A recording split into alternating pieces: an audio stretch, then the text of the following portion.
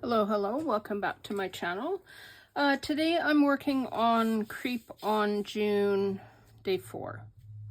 I have the little base tag thing from the Creep on June kit, and I've done all my prep off camera, so all I have to do, hopefully, is more or less put it together. So what I thought is this kind of looks like an envelope, or not an envelope, but a little folder. And I thought it would be really fun to put a pocket on the inside of that. What I did is I printed, this is the folio that comes with the kit. It doesn't have a backing page on the day, but this red one with the dots is one of the ones from the kit. So I just pulled that one out because it's red and red goes with red. So when I printed it full size, like the full size of the page. And of course there's fiddly bits left over. So I'm just going to take and glue them down and create a little gusseted pocket.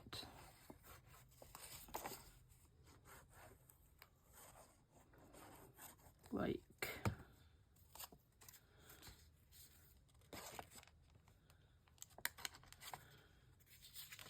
so. Now this pocket has two little,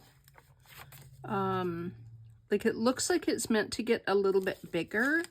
So it has like a gusset of its own. So I need to make sure I line that pocket up with the gusset so that I don't go over, so that I don't lose that gusset.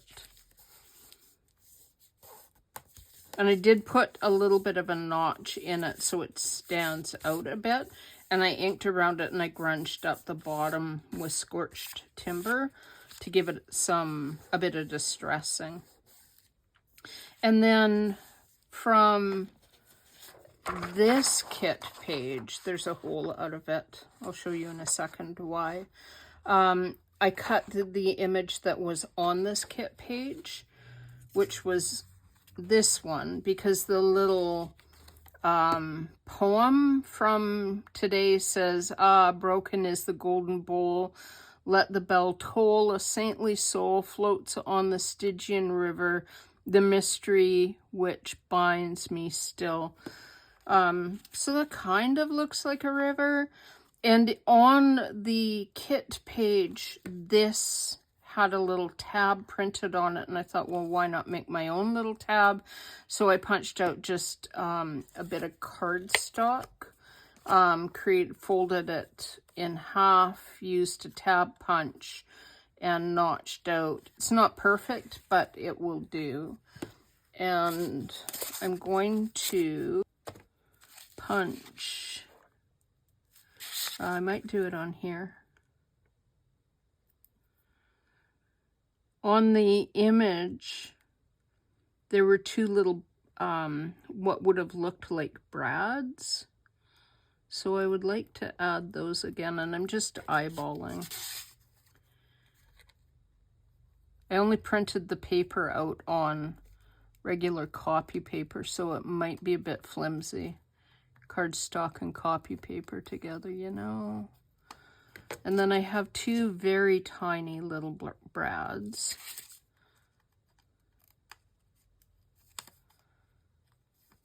That I'm just going to poke through there, which always seems to take forever.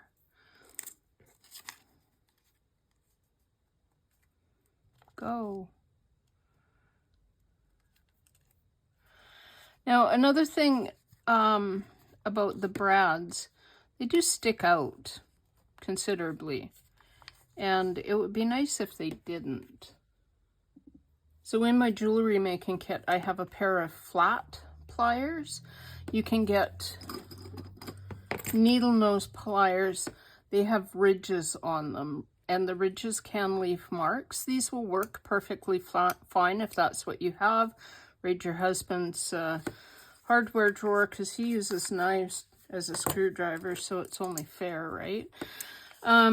So use your flat pliers, line it up kind of close to the end of the plier, and just apply a little bit of pressure. And you don't need a lot. And now you have perfect little flatbreads. And I do this all the time. It makes them look a little bit grungy, but not completely grungy. So what I'm going to do is I'm just going to glue this down onto here. And then this will become a tab on the other side.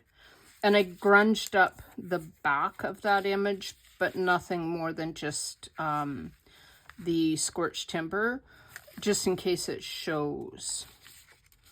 And I could also put, let's put a bit of my cheesecloth behind it. Using elements like this cheesecloth over and over again will add cohesiveness to something that can otherwise seem like it's really disjointed. It just is a nice way to like bring everything together, sort of.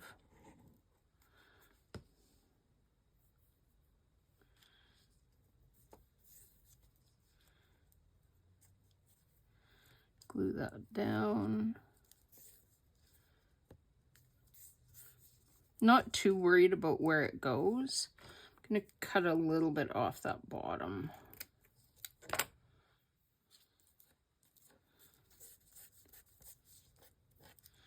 And then glue this. The good thing about gluing this on is now I don't need to worry about the legs of my brads because they're going to be fully covered by the other page.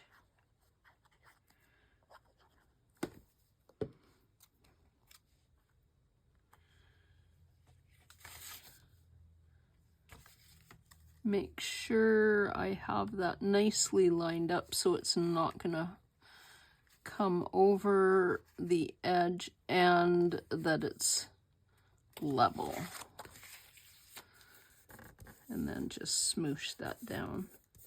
Ah, that looks good. And I'm just going to add a bit more glue so that the edge does kind of adhere down. If you do something like this and you like that frayed and you want it to go everywhere, just leave it and let it go. And then that's, I could add a little number stamp there. I have these that I got. They would have come from Temu, definitely Temu. I don't order off of AliExpress anymore because the last, I think, 4 times I ordered off of AliExpress, I didn't get what I ordered. I'm going to use Archival ink, mostly because I really like Archival when I'm doing stamping. I had a little tiny bit of paper. And if this hangs off a bit, I think that will add to kind of its charm, shall we say.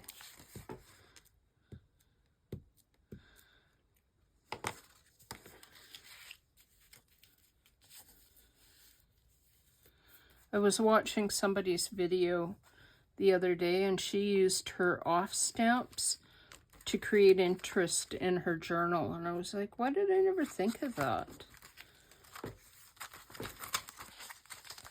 Get my stamps out of the way.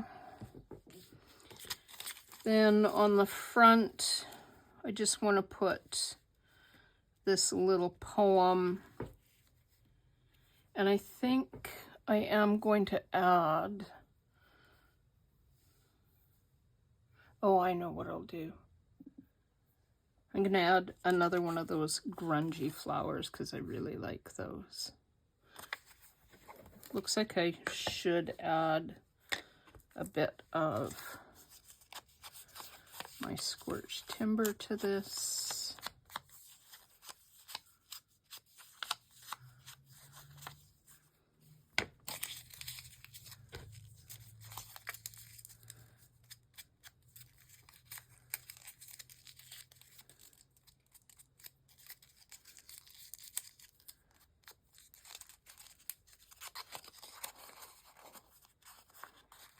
Now the writing is a little bit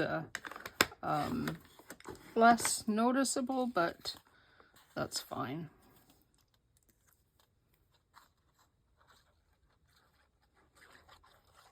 Just glue this down.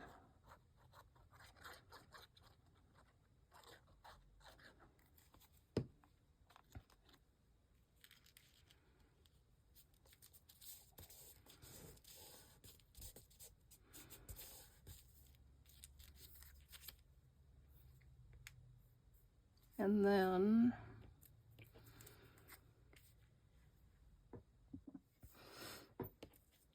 I'm going to sneeze, but off camera because nobody needs to hear that.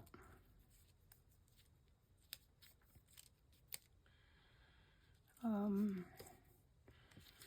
this one down first.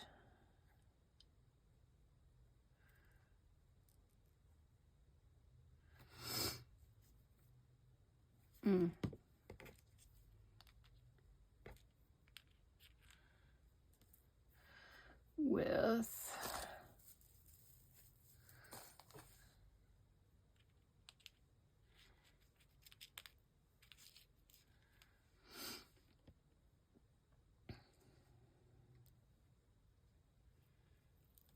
those, like so.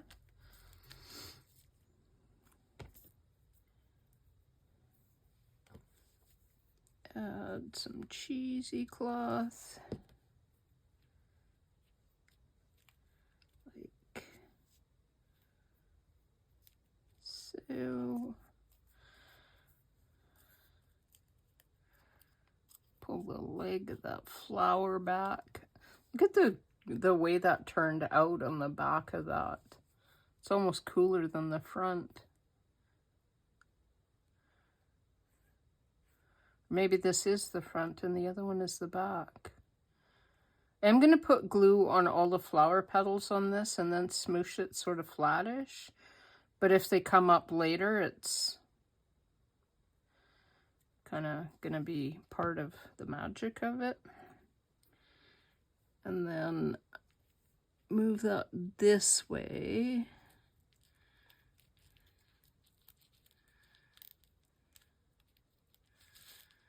Try to get that a little out like so.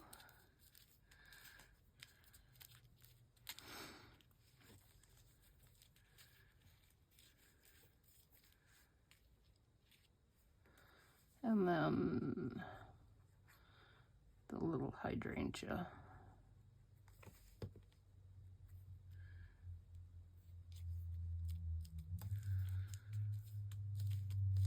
Now I could put something in the middle of that, but I don't want it to come through. So if I was going to put something in the middle, it would have been really good to put that in before I glued that on, because then the leg of the brad would have been hidden by this. But I wasn't thinking of putting a flower on the front actually. And then I have these butterflies. They come from, I think it's Weathered Wood. I think that's the name of the kit. There's a whole bunch of them. There's a fairly big one. Oh, I like that one. Yeah. Let's put that one on there. I'm just going to trim off some of this like excess paper around it. I'm going to use a little bit of the just the writing from that page. Yeah, so much for me saying I'm going to prep all this in advance so you don't have to watch me do all that.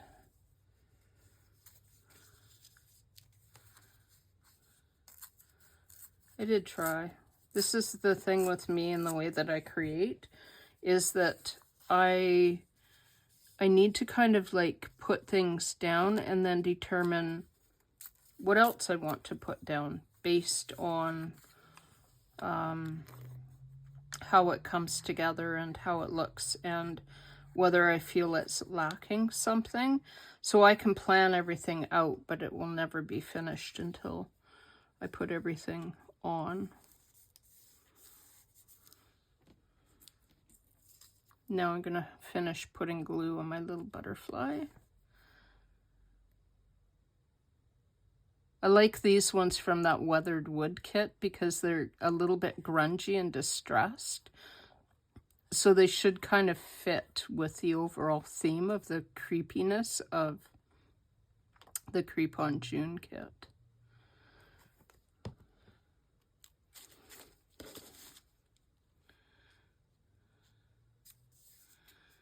And get that up there a little. Put that problem with cutting these really close is if you're a little bit too forceful making your glue adhere, you'll lose your antennae.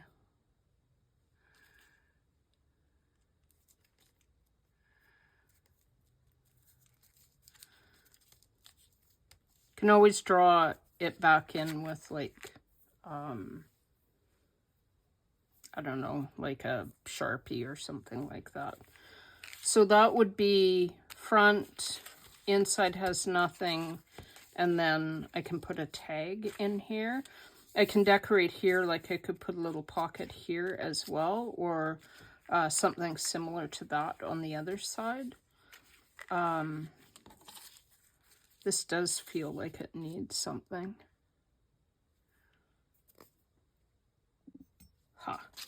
So on that page that I cut this image out of, there's also this werewolf.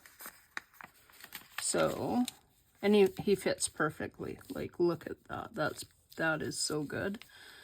So I just created little gussets. I cut around the image and allowed a bit of extra on each side and made gussets. I could put a thumb notch, like a little notch at the top, like I did with this pocket. But because it looks so much like a photograph, I'm not going to. I'm going to leave it. I always, I put a little bit of extra at the top and just glued it over so that it's a little bit sturdier going in and out. Part of that is because this is just copy paper and it isn't that heavy. If you wanted to do something like this, you could use a heavier weight paper. This little folder thing, which I just shot off my desk, is printed on kind of a linen paper. So it's got a bit of a weave to it and it's a small bit heavier. So it would have worked if I had printed that, the page on that, but I didn't, so. And then I'm going to bring this down to the edge so that I have about the same amount of the red from behind all around. And there. I think that looks pretty good. So, little mini folio. I'm going to put this, so for day 4, I'm up to here in my journal. I could put it on this page on the back of what I did for day 3. I didn't do a video for day 3. I had some dental work done yesterday and I wasn't able to. But it's just the pocket with a little bit of extra on it. So I could put this on the back of that, which makes this page start to be a bit heavy, but I think that might be okay. Because my next option, this one's vellum. I printed a page on vellum. So it's not got very much heaviness to it. So if I don't put it here, I'd have to put it either here or then I could do what I have been doing and shift things around again. But I'm trying to keep the same amount of digitals in between each non-digital. Mostly because that's how I tend to work. Not that it matters. Another way I could do it is like this, and then like that. Oh, no, I can't, because then I would lose that. Never mind. Ignore me. And I could do this as a side tuck on, like, if I glue it on here. I also don't like the fact that these two pages are then very similar in size.